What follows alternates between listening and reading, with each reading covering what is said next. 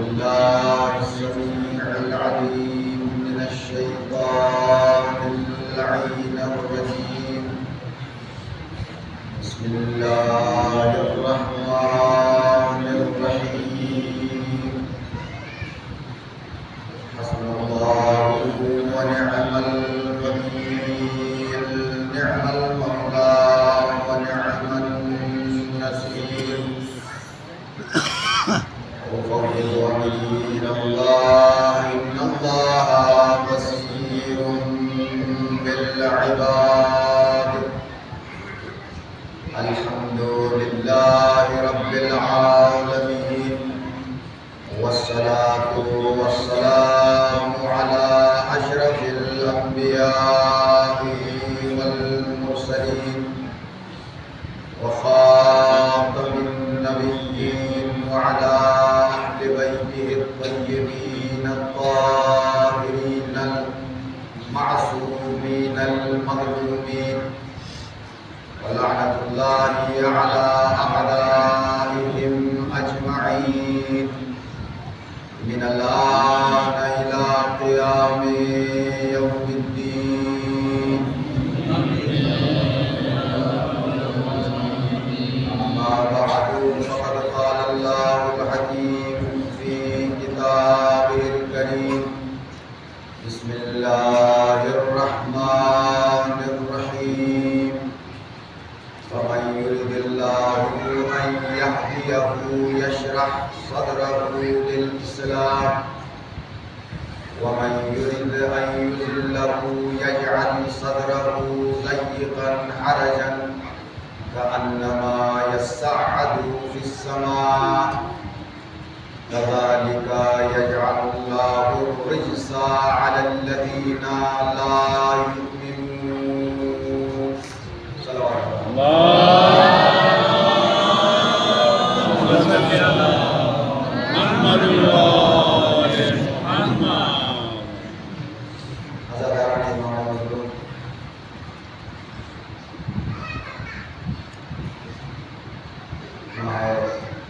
محرم کی 5ویں شب ہے.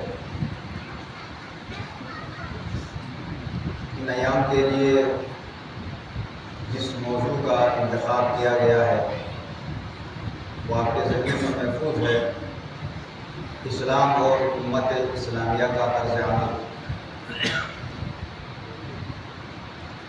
اور سرنامہ کلام میں جس آیہ مجیدہ کو تلاوت کرنے کا شرف حاصل ہو رہا ہے وہ آیت سورہ مبارکہ انعام کی آیت نمبر 125.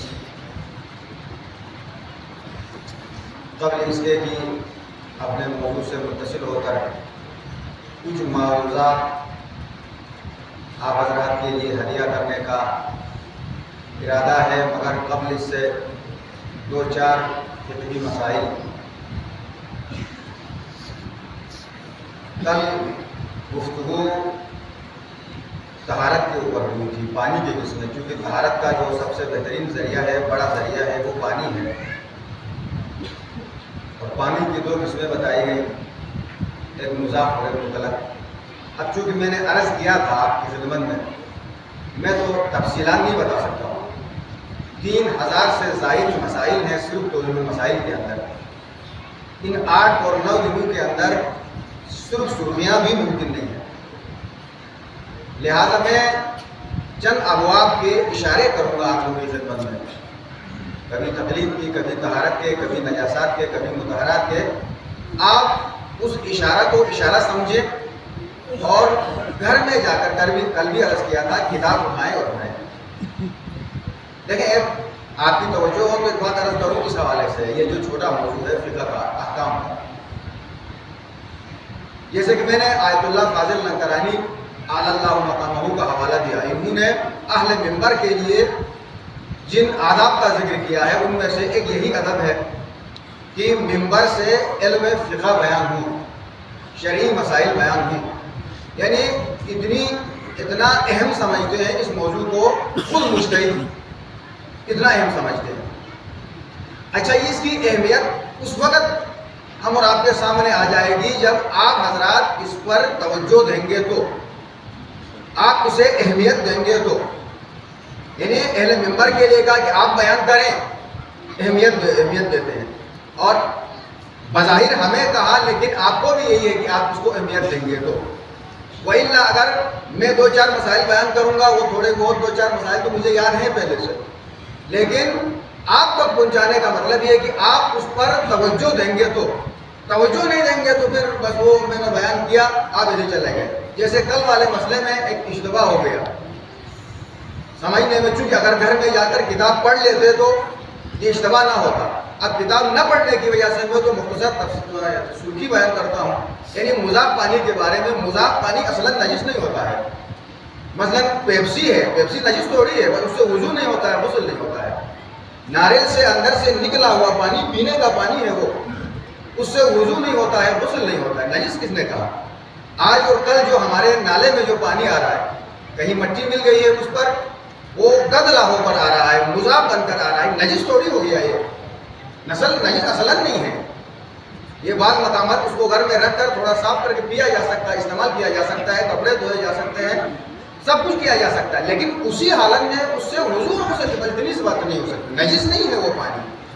ابھی شیخ صاحب نے بھی فرمایا کہ بعض لوگوں نے ٹیلی فون کر کے بتایا کہ آج ہم نے بڑا احتیاط کیا اس پانی سے ہاتھ لگانے سے۔ ایسا نہیں ہے، نجس کا حکم ایک الگ ہے، مضاف کا حکم ایک الگ ہے۔ پیپسی آپ پیتے ہیں، جوس آپ پیتے ہیں، اس سے وضو نہیں ہوتا، غسل نہیں ہوتا ہے، لیکن وہ پاک ہے، حلال ہے، سب کچھ ہے۔ اسی طرح سے گدلا پانی بھی، وہ پاک بھی ہے، حلال بھی ہے، سب کچھ ہے، مگر اس سے وضو اور غسل نہیں ہوتا ہے۔ یہ تھوڑی سی اشتباہ ہوئی، اس کی وجہ یہی ہوئی کہ گھر میں شاید کتاب مطالعہ نہیں، آپ مطالعہ کریں، میں اشارہ کروں گا، آپ مطالعہ کریں گے، اگر اس میں کوئی بات سمجھ میں نہیں آئی ہے تو آپ پھر وہ اگلے دن ہمیں لکھ کر دے دیں کسی بھی طریقے سے، تو انشاءاللہ وہ بات آپ تک وضاحت کے ساتھ پہنچا دی جائے گی۔ تو آج کا جو مسئلہ ہے وہ یہ ہے کہ اس سے ہم آگے بڑھیں گے تو اگرچہ اور بھی ابواب ہیں، بیت الخلاء کے احکام بھی ہیں۔ بیت الخلاء یعنی جسے ہم اپنی زبان میں جہاں ہم جا کر طہارت کرتے ہیں، ٹوائلٹ وغیرہ، اس کے احکام فقہ کے اندر اسلام میں موجود ہیں۔ بعض مقامات پر بعض طریقوں سے واش روم میں بیٹھنا حرام ہے۔ مثلا اگر کسی کا واش روم اس طرح سے بنا ہوا ہو تو قبلے کی طرف اس کا رخ بنتا ہو، وہ حرام ہے۔ صبح سے شام تک جتنی مرتبہ واش روم جائیں گے ایک حرام کام ہو جائے گا۔ اگر پشت بھی قبلے کی طرف ہوتا ہے، اس طریقے سے بنایا گیا ہے، انسان کی پشت بھی قبلے کی طرف ہوتی ہے تو پھر بھی حرام ہے۔ نہ پشت قبلے کی طرف ہونا چاہیے، نہ سامنے والا حصہ روح انسان کا قبلے کی طرف ہونا چاہیے۔ قبلے کی طرف دائیں اور بائیں حصہ ہونا ہے، اس عالم میں تو وہ حرام ہو جائے گا۔ اسی طرح سے بعض چیزیں مستحب ہیں واش روم میں جانے کے، مثلا جاتے وقت پہلے آپ بایاں پاؤں اندر رکھیں، نکلتے وقت آپ پہلے بایاں پاؤں باہر رکھیں، یہ مستحبات میں سے ہے۔ اور بعض چیزیں ہیں مثلا مکروہ ہیں، تو وہ ساری تفاصیل ہیں، ان تفصیلوں کو خود پڑھے بغیر یا کسی استاد کے پاس بیٹھ کر ایک وقت گزارے بغیر ممبر سے یہ ساری چیزیں ممکن نہیں ہیں۔ میں تو آپ کو صرف متوجہ کرتا ہوں تاکہ آپ کتاب اٹھانے پر مجبور ہو جائیں۔ یہ اس کے بعد آپ آگے آئیں گے تو نجاسات ہیں۔ اللہ نے مخلوقات میں سے کچھ نجس چیزوں کو بھی پیدا کیا ہے، کچھ نجس جانوروں کو بھی پیدا کیا ہے۔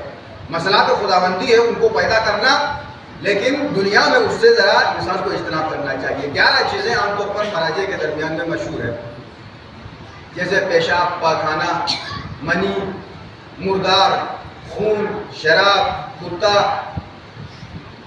فقا، کافر اور نجاست کھانے والے حیوان سے گرنے والا پسینہ۔ بعض مراجع کے نزدیک احتیاط واجب کے طور پر۔ تو الحمدللہ ان سب سے اجتناب کیا جا سکتا ہے۔ جو عام نجاسات ہیں، مثلا سب کو پتا ہے کہ یہ فلاں چیز نجس ہے، بچوں کو بھی پتا ہے، اس سے اجتناب کیا جاتا ہے، مگر بعض چیزیں ایسی ہیں جن سے اجتناب نہیں ہوتا۔ مثلا انہی نجاسات میں سے کتا ہے۔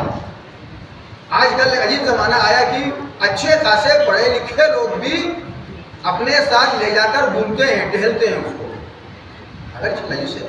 شریعت اسلامی کے اندر وہ نجس ہے۔ گیلا کتا، اس سے کوئی تری لگ جائے تو نماز نہیں ہوتی ہے۔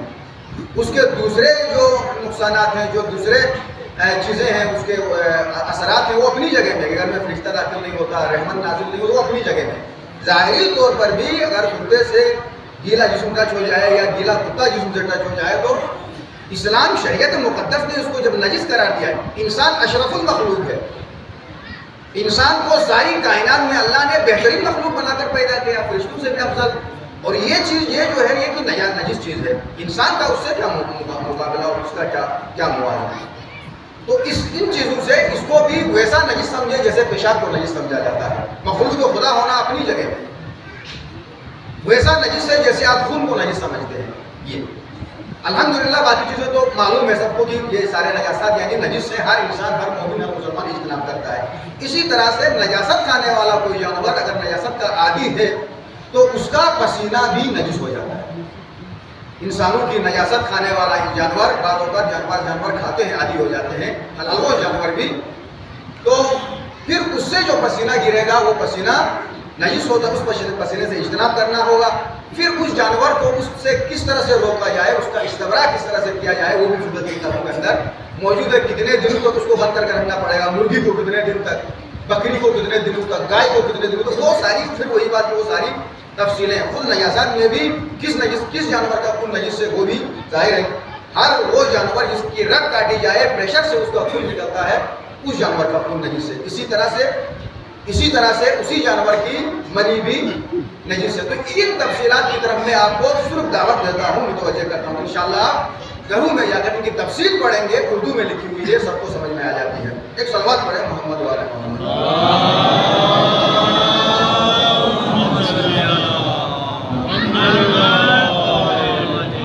آپ حضرات سے گزارش ہے، آگے جگہ ہے، آپ ذرا سا آگے تشریف لائیں تاکہ بار بار آپ کو اٹھنے کی زحمت اور تکلیف نہ ہو۔ دائیں طرف کی جگہ ہے، بائیں طرف کی جگہ ہے، سوال پڑھتے ہوئے دائیں بائیں آپ آ جائیں۔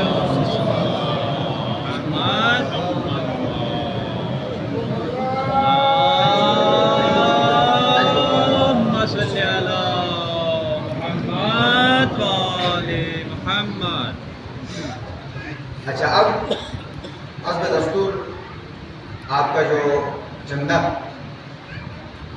بارگاہ کے لیے، اور آج ISO کی طرف سے بھی درخواست آئی ہے، انہیں بھی چاہے وہ سالانہ لے لیتے ہیں، جلوس میں تھوڑے سے خدمات ملتی ہیں، تو اسی چندے سے تھوڑا سا حصہ ان کو بھی دینا ہے۔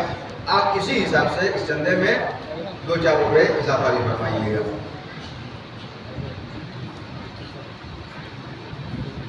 اللہم صلی علی محمد وآل محمد، اللہم صلی علی محمد وآل محمد، اللہم صلی علی محمد وآل محمد وعجل فرجهم۔ بہت سارے مومنین مومنات نے اپنے مرحومین کے لیے دعا کی گزارش کی، ان کی خواہش ہے کہ مجلس میں ان کے مرحومین کے لیے فاتحہ پڑھی جائے، اور نام دینا تو ممکن نہیں ہے، بعض نے ہدیے بھی دیے ہیں۔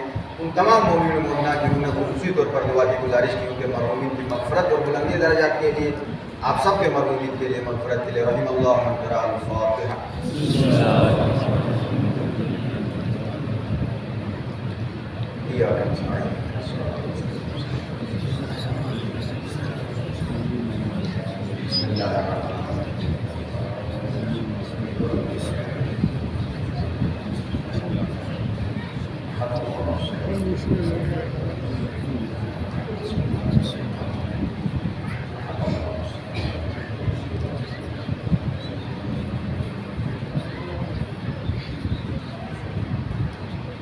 اللهم اغفر لهم وارحمهم واحشرهم مع محمد خاتم الطاهرين۔ اللهم صل على محمد، اللهم صل على محمد وآل محمد، اللهم صل على محمد وآل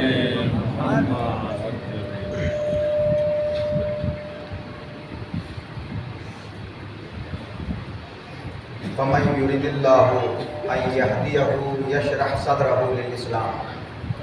اعلان پروردگار ہو رہا ہے، اللہ کسی انسان کی ہدایت کا ارادہ کر لیتا ہے تو اس کے سینے کو اسلام کے لیے کھول دیتا ہے۔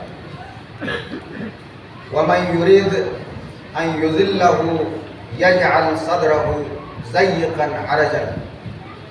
اور اگر اللہ کسی انسان کی گمراہی کا ارادہ کر لیتا ہے تو اس کے سینے کو تنگ کر دیتا ہے، اسے اسلام پر عمل کرنا اتنا مشکل ہو جاتا ہے کما یصعد فی السماء، جیسے آسمان پر چڑھنا مشکل ہے۔ کذالک یجعل اللہ الرجس علی الذین لا یؤمنون، اسی طرح اللہ وہ لوگ جنہوں نے ایمان نہیں لایا ہے ان کے ساتھ رجس اور ناپاکی کو، گندگی کو مسلط کر دیتا ہے۔ کل مجلس کا زیادہ تر حصہ خواتین کے حوالے سے ہوا، گفتگو ان کے حوالے سے ہوئی، اور یقیناً اس کا مطلب یہ نہیں ہے کہ خواتین سے ہماری کوئی مخالفت ہے یا دشمنی ہے۔ جن سے زیادہ ہمدردی ہوتی ہے انہی سے زیادہ، ان کا ہی زیادہ ذکر کیا جاتا ہے۔ میں نے یہ بھی عرض کیا کہ جنت کی حوریں بھی مومنہ عورت کو دیکھ کر رشک کریں گی قیامت میں، جنت میں۔ تاریخ اسلام کے اندر بھی ایسی خواتین گزری جنہوں نے بڑے بڑے انقلابات برپا کیے، مردوں سے بھی کہیں زیادہ۔ اور ان سب سے بڑھ کر یہ ہے کہ اللہ نے عورت کا مقام، یہ ہے واحد اسلام ہے جس نے عورت کو مقام و مرتبہ دیا ہے۔ دنیا کا کوئی مذہب ایسا نہیں ہے جس نے عورت کو وہ مقام و مرتبہ دیا ہو جو مقام و مرتبہ اللہ نے، اسلام نے خواتین کو دیا ہے۔ نبی نے اپنی بیٹی کا احترام کر کے بتلایا کہ جس طرح میں اپنی بیٹی کا احترام کرتا ہوں، ہر باپ کو چاہیے کہ وہ اپنی بیٹی کا احترام کرے، اپنی بہن کا احترام کرے، اپنی ماؤں بہنوں کا احترام کرے، چونکہ شریعت مقدسہ اسلام نے جو مقام و مرتبہ دیا ہے وہ کسی اور نے نہیں دیا ہے۔ اور اس سے بڑھ کر یہ ہے کہ اللہ نے تربیت، تعلیم اور تربیت کی جو ذمہ داری دی ہے وہ بھی خواتین کے حصے میں آئی ہے۔ اور اللہ یہ تربیت اور تعلیم کا جو ذمہ داری دیتا ہے ہر انسان کو نہیں دیتا ہے۔ جس کے اندر نرمی پائی جائے، جس کے اندر شرافت پائی جائے، جس کا مزاج نرم ہو، اسے اللہ یہ موقع دیتا ہے کہ وہ کسی کی تعلیم کو، کسی کی تربیت کا اہتمام کرے۔ اگر یہی معاملہ اگر مردوں کے ہاتھ میں دیا جائے، رات کو اگر بچہ روتا رہے پوری رات، چھوٹا بچہ، تو کیا کوئی ایسا باپ ہوگا جو پوری رات کھڑا ہو کے اپنے بچے کو گود میں رکھ کے صبح کر دے؟ ایسا ہوگا کہ بچے کو باہر نکال کے پھینک دیں گے، خود آج بستر پہ لیٹ جائیں گے۔ لیکن یہ مقام ہے، یہ مرتبہ ہے، یہ حوصلہ ہے، یہ جگر ہے ایک خاتون کا جو اپنی گرمی سردی میں اپنی نیند کو قربان کر کے اپنے لخت جگر کو لے کر بیٹھتی ہے۔ یہ مقام ہے، یہ مرتبہ ہے۔ اللہ نے تربیت کا جو ذمہ داری ہے وہ عورت کے حصے میں آئی ہے۔ یہ بھی عورت کا ایک مقام ہے، یہ بھی عورت کا ایک مرتبہ ہے۔ لہذا اور تیسری بات یہ ہے کہ معاشرے کی ستونوں میں سے ایک بہت اور بڑی عظیم ترین ستون خواتین کہلاتی ہے۔ جس معاشرے کے اندر خواتین پڑھی لکھی ہوں گی، خواتین تربیت یافتہ ہوں گی، خواتین ایسی ہوں کہ دوسرے کو کی تربیت کرنے کے اہل ہوں گی، تو وہ معاشرہ کبھی زوال پذیر نہیں ہو جاتا ہے، وہ معاشرہ کبھی پستی کی طرف نہیں جاتا۔ ایک آدھ واقعات بھی مجلس کے درمیان میں آ جائیں گے اس حوالے سے کہ خواتین کا جو کردار ہے، خواتین کا جو رول ہے، وہ معاشرے میں بہت ہی اہمیت رکھتا ہے، بہت ہی اہمیت رکھتا ہے۔ لہٰذا جس طرح سے وہ تعلیم و تربیت میں کوشاں، اسی طرح سے ان کی تعلیم و تربیت کے لیے بھی ہم نے کوشش کرنی ہے۔ مگر عورت کو ہر معاملے میں مشیر بنانا چاہیے، گھر کے معاملات میں مشورہ بھی لینا چاہیے، شادی بیاہ کے معاملے میں مشورہ بھی لینا، مگر دین کے مقابلے میں اگر کھڑی ہو جائے، احکام شریعت کے مقابلے میں آپ کے سامنے آ جائے، تو وہاں پھر آپ ان سے مشورہ نہیں لیں گے، نہ آپ اس کا مشورہ لیں گے، وہاں آپ کو مردانگی دکھانی پڑے گی۔ دین کا جب معاملہ آتا ہے تو ماں باپ کی بات کو بھی ماننے کا حکم نہیں ہے۔ اگر ماں باپ کہیں کہ ہم نماز نہ پڑھیں تو کیا ہم نماز نہیں پڑھیں گے؟ خدا کے معاملے میں تو کوئی بھی کھڑا ہو جائے تو وہاں تو کس کی بات نہیں مانی جائے، وہاں کا کسی کا احترام پھر ملحوظ خاطر نہیں رکھا جائے گا۔ لیکن اس سے ہٹ کر احترام، عزت اپنی جگہ میں ہے۔ خاتون ظاہر ہے ایک ماں ہے، اس کا مقام و مرتبہ ہے، جنت اس کے قدموں کے نیچے ہے، بہن ہے تو اس کا مقام و مرتبہ ہے، بیٹی بن کر آتی ہے تو اس کا مقام و مرتبہ ہے، لیکن جہاں کہیں بھی شریعت کے مقابلے میں، جیسے کل عرض ہوا کہ شادی بیاہ میں دوسرے معاملات میں اگر وہ شریعت کے خلاف آپ کو مشورہ دیتی ہیں، آپ یہ کام کروائیں گھر میں یا پھر ہم اس پروگرام سے بائیکاٹ کریں گے، تو وہاں پھر مرد کو مردانگی دکھانی پڑے گی۔ اگر وہاں کمزوری دکھایا گیا تو پھر شاید وہ مرد کہلانے کے لائق ہی نہ بن جائے، وہاں مردانگی دکھانی پڑے گی۔ لیکن بلا وجہ بے مقصد مرد اپنے آپ کو مرد سمجھ کر عورت پر ظلم کرنا، یہ بھی انتہائی بڑی بات ہے۔ سعد ابن معاذ کا واقعہ اس منبر سے گزارش کر چکا ہوں آپ کی خدمت میں۔ ایک جنگ میں زخمی ہوا تھا اور اسی زخموں سے تاب نہ لا کر وہ دنیا سے رخصت ہو گیا، اور ایک خاتون کو اس کی تیمارداری کے لیے پیغمبر نے معین کیا تھا۔ شاید وہ اسلام کی پہلی نرس تھی جو پیغمبر اسلام نے اس صحابی کی خدمت کے لیے معین کیا تھا۔ اب جب دنیا سے چلا گیا، شہید ہو گیا، زخمی ہوا تھا، تاب نہ لایا، دنیا سے چلا گیا، تو جنازے میں خود پیغمبر اسلام شامل ہے، صحابہ کرام شامل ہیں، جم میں غفیر ہے، اور پیغمبر اسلام تکبیر پہ تکبیر بلند کرتے جا رہے ہیں۔ لوگ سوال کرتے ہیں کہ یا رسول اللہ یہ تکبیر بلند کرنے کا مطلب کیا ہے؟ کہا کہ اس صحابی کے جنازے پر اتنے فرشتے آئے ہیں کہ دل دھرنے کی جگہ ہی نہیں ہے، آسمان سے گروہ در گروہ فرشتے اس کے اوپر اس کے جنازے میں شامل ہونے کے لیے اتر رہے ہیں۔ تو لوگ حیران ہوئے کہ بھئی کتنا عظیم آدمی، کتنا نیک اوقات ہے، شہید ہے۔ اب جب یہ دنیا سے رخصت ہوا، پیغمبر خود اس کی قبر پہ اترے، دعائیں پڑھی، اس کو قبر پہ لٹایا، قبر بند کرنے میں خدمت کی، دعا کی پیغمبر نے، تو سب حیران ہوئے کہ پیغمبر نے اپنے ہاتھوں سے اس کے غسل و کفن کا انتظام کیا ہے، دفن کا، تو یہ کتنا عظیم آدمی، کتنا عظیم۔ مگر کسی وجہ سے پیغمبر کو یہ بتانا پڑا کہ اس وقت یہ صحابی جس کی نماز جنازہ میں ہزاروں فرشتے شامل ہو چکے، ہم نے خود اس کی نماز جنازہ پڑھائی، مگر اس وقت قبر میں اس کی صورتحال یہ ہے کہ اس کی ایک پسلی دوسری پسلی کے اندر چلی گئی۔ سب حیران ہو گئے، اتنی عظمت ایک طرف، اور دوسری طرف یہ ہے کہ اس کی ایک پسلی قبر نے اس کو اتنا نچوڑا ہے، فشار قبر۔ یا رسول اللہ یہ سمجھ میں نہیں آ رہی بات، ایک طرف تو آپ اس کے فضائل بیان کر رہے ہیں اور دوسری طرف اس کو عذاب آنا یہ ہماری سمجھ سے بالا تر ہے۔ تو فرمایا کہ ہر لحاظ سے یہ اچھا تھا، میدان جنگ میں اللہ کی راہ میں اس نے قربانی دی تھی، مگر ایک چیز اس کی تھی جو جس کی وجہ سے اس کو یہ عذاب مل رہا۔ کہا یا رسول اللہ وہ کیا؟ وہ یہ کہ اپنے گھر والوں کے ساتھ بے جا سختی کرتا تھا۔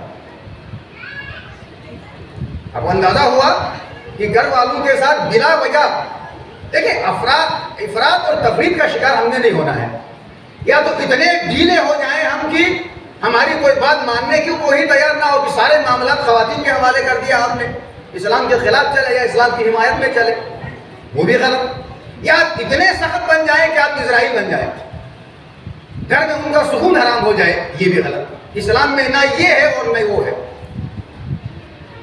جہاں اسلام عورت کو مقام و مرتبہ دینا چاہتا ہے وہاں ہم نے دینا ہوگا، اور جہاں اسلام روکتا ہے تو وہاں رکنا پڑے گا۔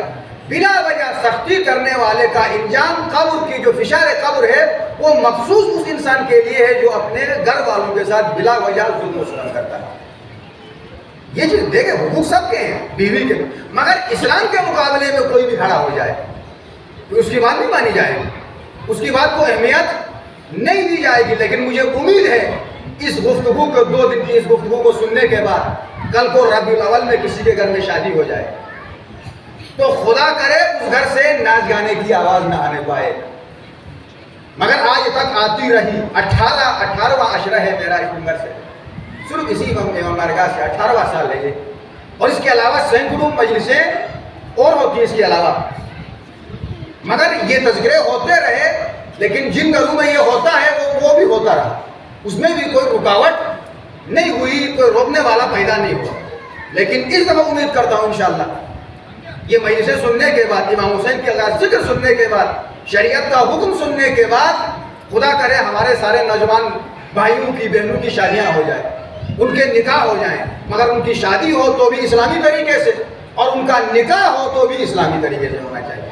پھر ایسا نہ ہو کہ رات کے 2 بجے تک ہمسایوں کا سکون خراب ہو جائے، بھئی پتہ چلے کہ اسلامی معاشرہ ہے یا حسینی معاشرہ ہے یا کسی غیر حسینی معاشرہ ہے۔ حسینیت اور یزیدیت تو 2 کردار کا نام ہے بھائی، کردار سے انسان حسینی بنتا ہے، کردار سے انسان یزیدی بنتا ہے.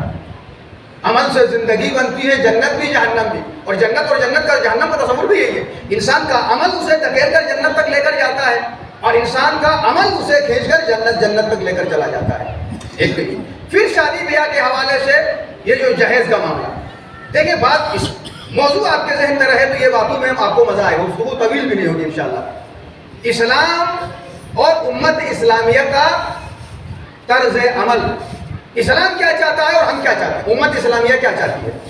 اسلام یہ کہتا ہے کہ بیٹی کا حق دے دو، وہاں کوئی دینے کو تیار نہیں. اسلام کہتا ہے تمہیں بیٹی سے محبت ہے تو بیٹے کو 2 حصہ دیتے ہو تو بیٹی کو 1 حصہ دے دو، وہ تم نے دینا ہی ہر صورت میں. بہن سے محبت ہے تو بہن کا حصہ دے دو، پھوپھی سے محبت ہے تو اس کی وراثت اسے دے دو، اپنی جان چھڑا دو اگر باپ نے نہیں دیا ہے. لیکن ان معاملات میں ہم بہت سخت ہیں، بہت سخت ہیں. یہاں تک سننے میں آیا کہ مجھے اگر جہنم میں بھی ڈال دیا جائے تو ڈال دے. یہ گناہگار کاموں میں سنا، مگر میں بیٹوں کو حصہ نہیں دوں. آج وہ لوگ دنیا میں زندہ نہیں ہے، خدا کی قسم زندہ نہیں ہے، مر گئے ہیں. میں جانتا ہوں ایسے لوگوں کو، میں نہیں دیتا ہوں، وہاں چھڑچھپیر بھی ہوتی. اچھا اب تو کیا ہے، خدا کی بارگاہ میں جواب دے دے. تو جو اسلام جن چیزوں کا حکم دیتا ہے وہاں ہم بہت پیچھے آ جاتے ہیں، وہ دینے کو تیار نہیں ہے. جہیز جیسی لعنت جس کو اسلام نے سختی سے منع کیا ہے، روکا ہے، اس معاملے میں تو ہم بڑے آستین چڑھا کر جو ہے بڑھ چڑھ کر ہم دینے کو تیار ہیں. یہ اسلام اور امت اسلامیہ کو دائرہ اسلام میں رہنا ہے، غم بھی دائرہ اسلام میں رہ کر منانا ہے اور خوشی بھی دائرہ اسلام میں رہ کر منانا ہے. جن چیزوں کو آپ نے جہاں آپ کو دینے کا حکم دے دو، وہاں جتنا بھی دینا چاہے، اپنا حصہ بھی بیٹی کو دے دو. بھائی کس نے روکا ہے؟ جو آپ کا اپنا ذاتی وہ بھی بیٹی کو اسلام نے منع نہیں کیا ہے، جتنا دے سکتے ہو اتنا دے دو.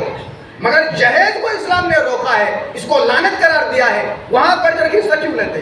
پورا محلہ متاثر ہوتا ہے اس کے اوپر. بعض لوگ آ کے گلہ گزاری بھی ہم سے کرتے ہیں. دیکھو یہ باتیں بیان کرنا اگر کڑوی باتیں ہیں، سخت باتیں ہیں، میں نہیں چاہتا ہوں کہ میری زبان سے آپ کے لیے سخت بات، میں تو چاہتا ہوں کہ میں کسی بھی طریقے سے آپ کو خوش کر دوں. مگر پھر وہی بات، اسلام کے معاملے میں، خدا کے معاملے میں وہ بات کرنی ہے جس سے خدا راضی ہو یا دنیا والے راضی ہو یا نہ ہو. آپ کو راضی کراؤں گا، میرا خدا مجھ سے ناراض ہو جائے. آپ خوش ہو جائیں گے، آپ بھی خوشامد کروں گا ممبر رسول میں بیٹھ کر، رسول مجھ سے ناراض ہو تو کیا فائدہ؟ بیکار ہے. لیکن بات کڑوی ضرور ہے. انشاءاللہ آپ پڑھے لکھے لوگ ہیں، مجھے امید ہے کہ اس کو آپ بہتر سمجھیں گے، اچھا سمجھیں گے. اسلام نے اس کو منع کر دیا. لوگ کہتے ہیں کہ شیخ صاحب بیٹی کو جہیز کے نام سے نہ فقط وہ گھر متاثر ہوتا ہے، ساری فیملی متاثر ہوتی ہے. کسی کو 10,000 کی پرچی آ گئی، کسی کو 50,000 کی پرچی آ گئی، کسی کو 2 لاکھ کا فرنیچر کا جو ہے ڈیمانڈ دے دیا. بھی کیوں متاثر کرتے ہو؟ اسلام سہولتوں کا نام ہے. اسلام کے اندر آ جاؤ تو اسلام کے اندر سہولتیں ہی سہولتیں ہیں. ہم زبردستی سے اپنے آپ کو پریشانیوں میں ڈال دیتے ہیں. ہاں ایک بیٹی کو آپ دے دو، وہی بات. آپ بیٹی کو رخصت کرنے کے بعد، بیٹی کو شادی کے گھر میں بھیجنے کے بعد آپ کروڑوں لے جا کر اس کے جیب میں ڈال دیں. کس نے روکا؟ کسی نے نہیں روکا. لہذا ایک بات سرمایہ دار لوگوں سے بھی عرض کروں گا، غریب تو اس کو ماننے کو تیار ہے، مگر غریب مجبوری سے کرتا ہے. جس کی 4 بیٹیاں ہیں، 5 بیٹیاں ہیں، ایک کو تو سب کچھ لٹا کے رخصت کر ہی دے گا، دوسری کے لیے کیا کرے گا؟ تیسری کے لیے کیا کرے گا؟ چوتھی بچی کو کیسے رخصت کرے گا؟ اب ذرا سوچنے کی باتیں ہیں. حسینی بننا ہے، معاشرہ حسینی بنانا ہے، یہ سوچنا پڑے گا. امیر تو کچھ ہی کرے گا، مگر خدا تمہاری دولت میں اور اضافہ فرمائے. اپنی بچیوں کو دے دیں، بہت کچھ دے دیں. اسلام نے دینے کے طریقے بتلا دیے ہیں، مگر اس معاملے میں آپ غریبوں کا ساتھ دے دیں. یا ایسا ہو کہ 2-4 لاکھ لا کر اس غریب کے جیب میں ڈال دو، جاؤ بچی کے لیے کچھ کر لو. وہ بھی ہم سے نہیں ہو سکتا ہے. جب وہ بھی نہیں ہوتا تو آپ ذرا نیچے آنے کی کوشش کریں، اپنے آپ کو تھوڑا سا اللہ کے لیے نیچے آنے کی کوشش کریں. تو اللہ کے لیے سر جھکاتا ہے، اللہ اس کے سر کو بلند کر دیتا ہے، اسے سرفراز بنا دیتا ہے.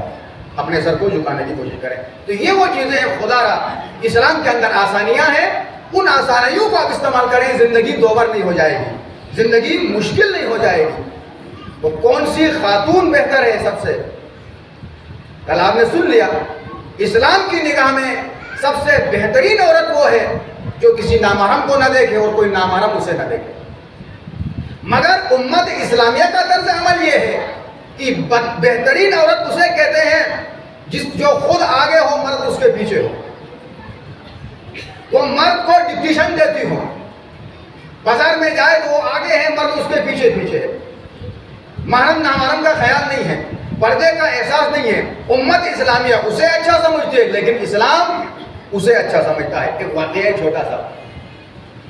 آغا سعید علی موسوی جن کا تعلق بلتستان سے ہے، لاہور کے موچی دروازے کے اندر جو مسجد ہے اس میں وہ خطیب ہے، بڑے علماء میں ان کا شمار ہوتا ہے.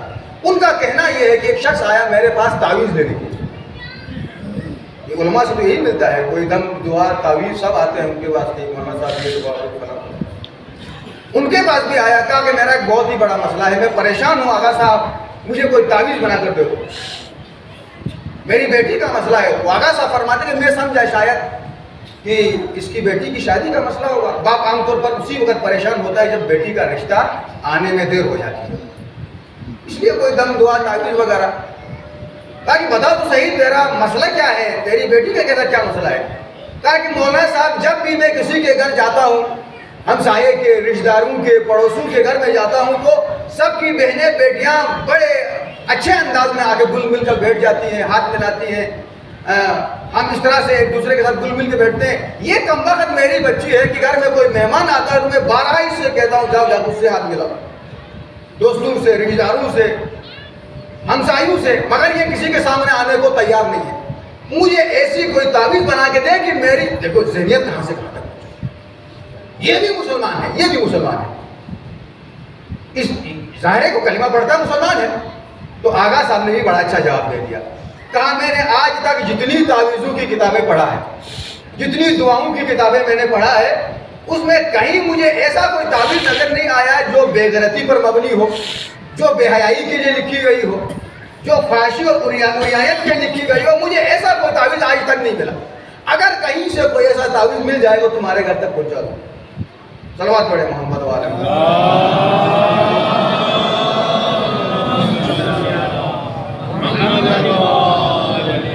لہذا معاشرے کی ترقی کا دار و مدار خواتین کے اوپر ہے، کیونکہ وہ تربیت کی ذمہ دار ہیں. وہ امام زمانہ کے سپاہیوں کی تربیت کر رہی ہوتی ہیں. وہ معاشرے زوال پذیر ہو جاتے ہیں جس معاشرے کے اندر بے حیائی اور فحاشیت پھیلائی جا رہی ہے.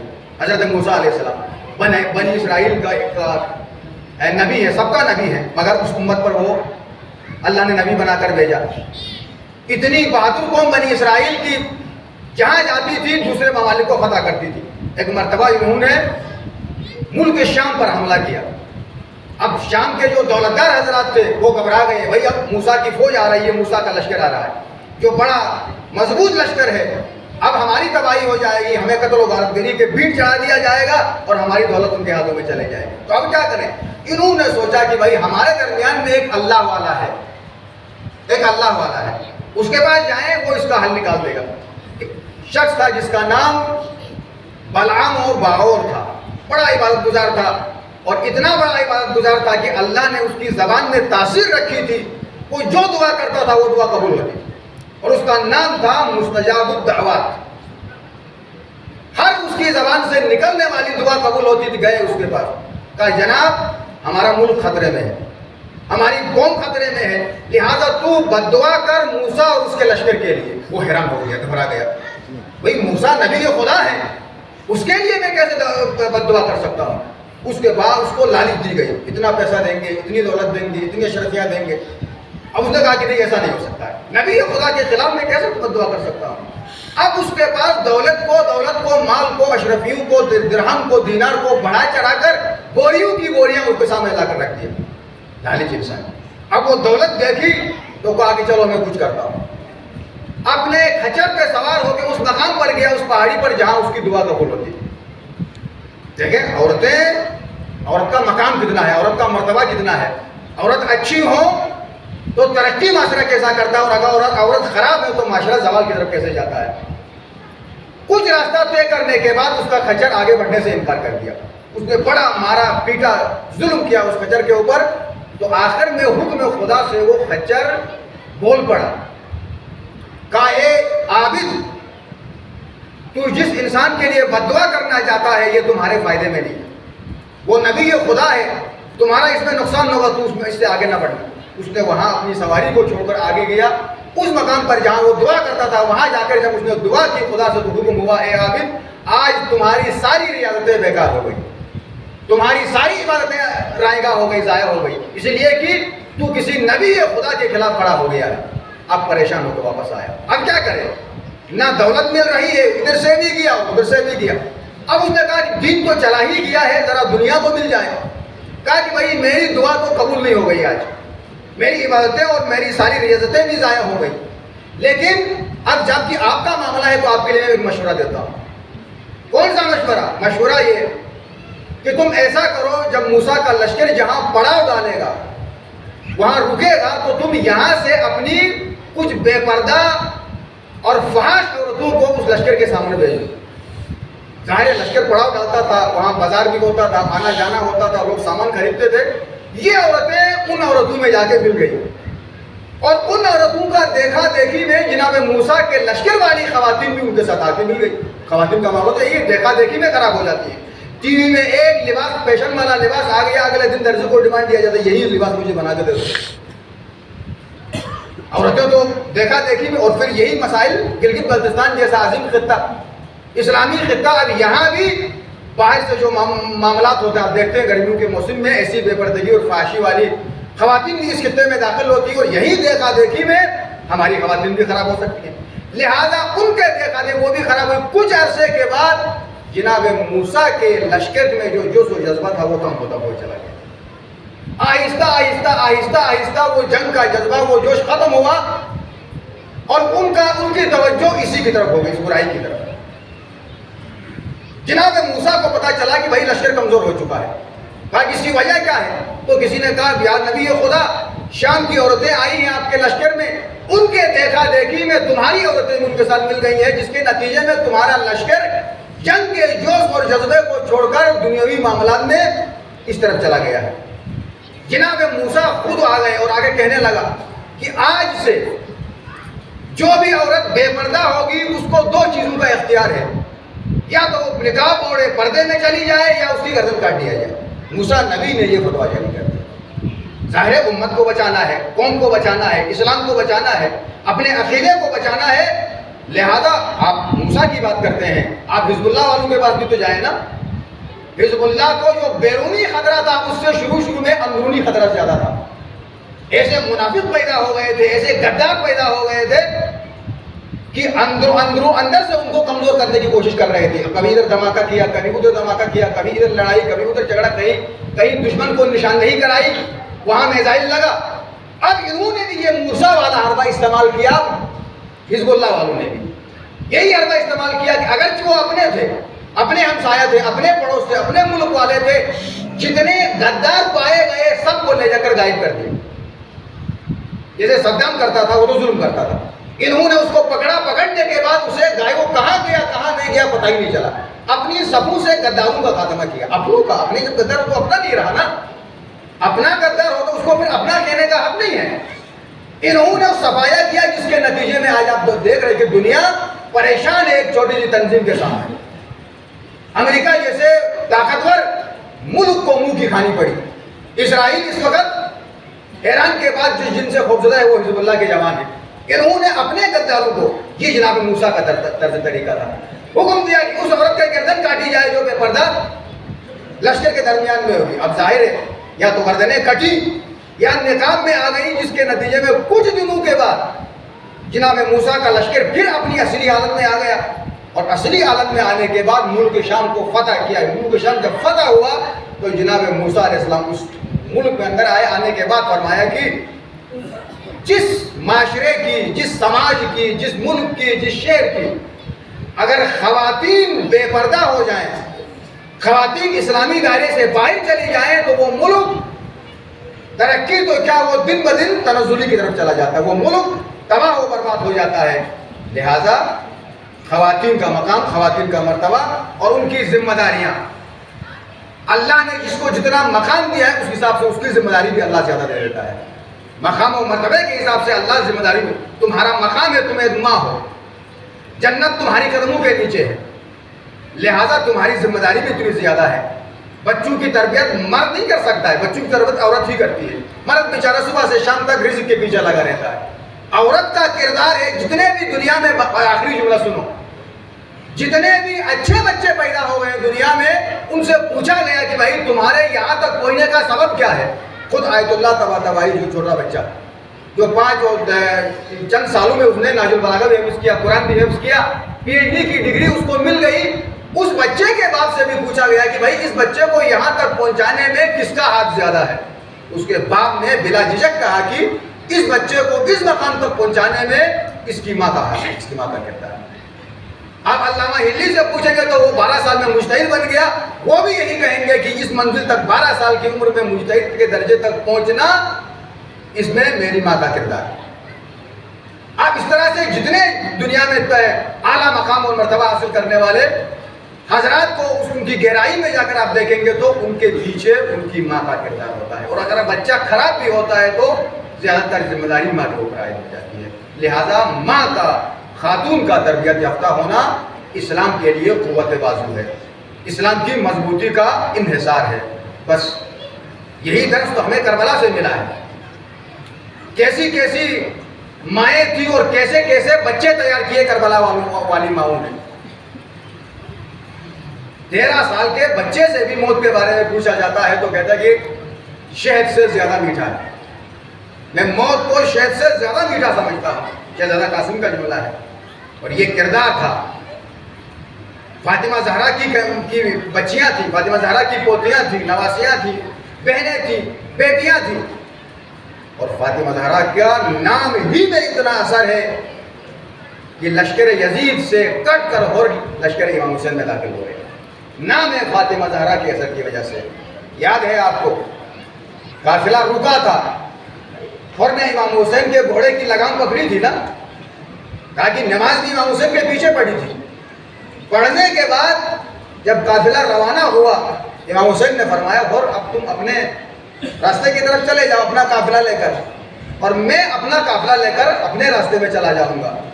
تو اور کہتا ہے کہ مولا ہم تمہیں جانے نہیں دیں گے، ہم تمہیں گرفتار کرنے آئے ہیں. یہ کہہ کر امام حسین کے گھوڑے کی لگام خانی ہو لیں. گھوڑے کی لگام کا